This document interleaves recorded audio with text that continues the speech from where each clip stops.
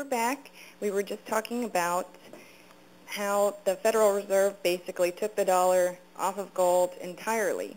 But at the same time as Bretton Woods, the dollar was set up as the world reserve currency. So what kind of benefits, what does it mean to be a world reserve currency, and what kind of benefits does the dollar get from that? Well, of course, there are benefits. I mean, it's no accident that the dollar was chosen, because remember, this was the system that was set up at the end of World War II, when the U.S. was clearly the most dominant power in the world. You know, we just shown we have atomic weapons and so on. The way I like to think about it, it's almost as if we were on a gold standard, and there was only one country in the world that had all the gold mines. And so any new gold that got discovered was always from within this one country. And whenever they wanted to buy stuff, like if they wanted cars or TVs or, you know, oil from other countries, they would just dig up some more gold and ship it to them. So you could see how that would be a neat little perk of the world using gold as money. But of course, even there, you'd have to still use real resources to dig up the gold. So the beauty of having a world reserve currency that's just paper money is, you know, whenever the U.S. wants to run a trade deficit with another country, it's real simple. We just print up more $100 bills, send them across the ocean, and they send us cars and oil and other goodies. So that's the supreme benefit. It's as if you have a printing press that's legal tender, right? So that's the benefit of it. Now the U.S. had to be somewhat responsible or restrained, that it couldn't have just printed off, you know, trillions and trillions and trillions of dollars every year since 1947, or else eventually, you know, the inflation would have made the dollar untenable, and then countries would have stopped using it.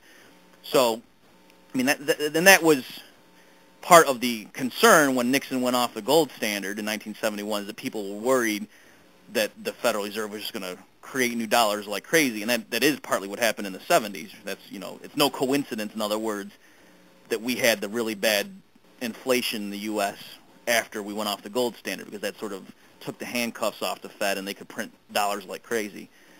So that's the idea behind it, is that it's a lot easier. You can run perpetual deficits, trade deficits, meaning that, you know, you're buying more physical stuff from other countries than you're selling to them, if they're using your money as their currency or as their reserves. Because then, you know, when you send them $1 billion in currency, if they just stick that in their banking system and use that as reserves, then they send you $1 billion worth of cars or whatever it is that their workers produce, and then, you know, that's even. That's the trade.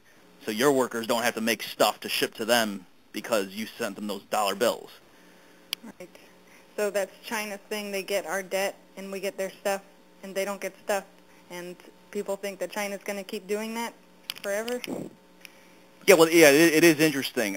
So it is true that for a long time, the way that was being financed is, yes, the U.S. was running a trade deficit with China, meaning we're buying more of their stuff than vice versa.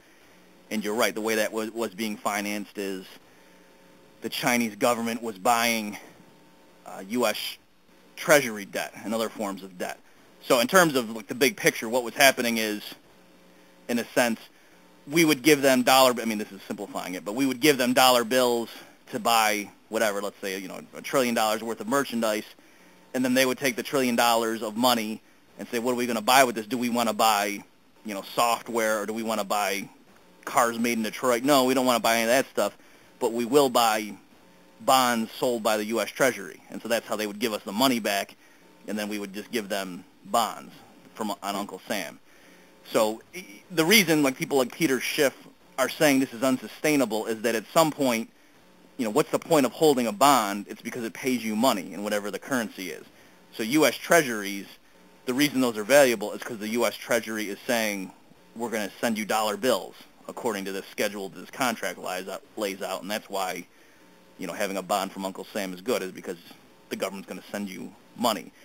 So the point is, at some point, the only reason you would want to have that is if you planned on buying stuff that was made in America, because, you know, that's what you ultimately would use the dollars for, is to buy American goods. So that's the idea that people are saying, look, if the U.S. doesn't eventually start exporting stuff again that they're producing and other countries want to buy, why are these other countries going to continue to stockpile claims on dollar bills if, they're not ever going to use them to buy anything real? So that's the idea. That's interesting. I didn't ever take it to its full conclusion before. But I know that China and Russia, even, and the UN has been grumbling to replace the dollar as the world reserve currency and introduce a new global currency. Do you think that that would have any base of gold, or what do you think that would look like? Well, I mean, this is something I've been concerned about.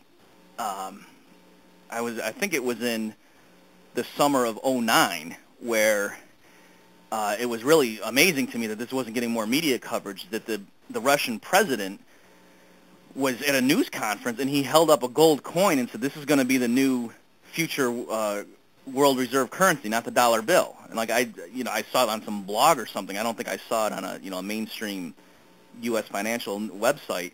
And it was really, that's kind of a stunning statement. And you're right that there are talks now about having what's called an SDR, which is an acronym for special drawing rights on the IMF, to have like a basket of currencies. So the idea is, hey, instead of having just dollars be the anchor, being the thing in all these central banks around the world that they use as part of their reserves for their central bank, why don't we have a basket of currencies and we'll have the IMF be the issuer? And so what you would actually have, instead of having dollars as part of your reserves, you would have these things issued by the IMF that would be claims to a basket of currency. So the dollar would be in the basket, but there would also be, a euro or whatever.